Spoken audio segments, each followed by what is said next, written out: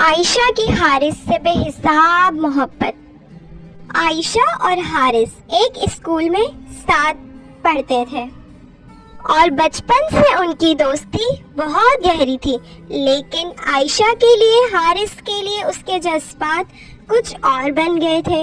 شاید کہیں نہ کہیں حارث اس بات کو جانتا تھا، لیکن عائشہ کے سامنے کبھی بھی یہ ظاہر نہیں ہونے دیتا تھا کہ وہ اس بات سے واقف ہے۔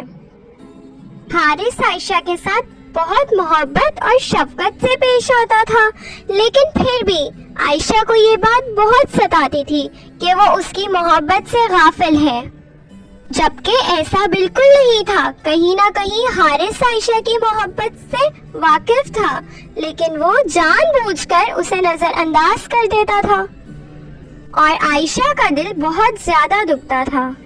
اسی طرح سے وقت گزرتا گیا اور ایک شام آئی جس دن حارث نے اپنی منگنی کا اعلان کیا عائشہ کے سامنے، اور عائشہ تو جیسے یہ سن کر دنگ رہ گئی۔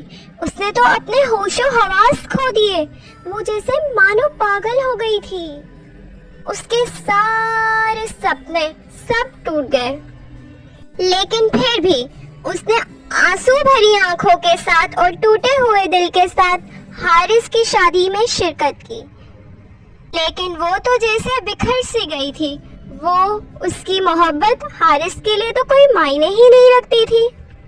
اور جیسے ہی حارث اسٹیج پر اپنی دلہن کے ساتھ آیا، عائشہ وہاں سے جا چکی تھی، کیونکہ اب یہ دیکھنے کی ہمت عائشہ میں نہیں بچی تھی۔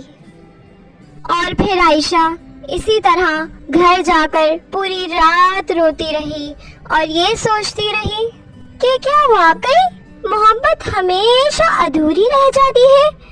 کیا محبت کا انجام یہی ہوتا ہے؟ تو پھر آخر ہمیں محبت کیوں ہوتی ہے؟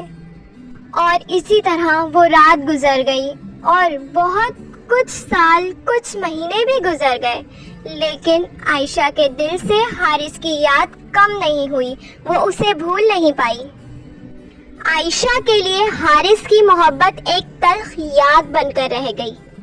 اور پھر عائشہ نے سوچا، ایک یاد دہانی کے سچی محبت کا مطلب کبھی کبھی جانے دینا اور آگے بڑھ جانا ہوتا ہے۔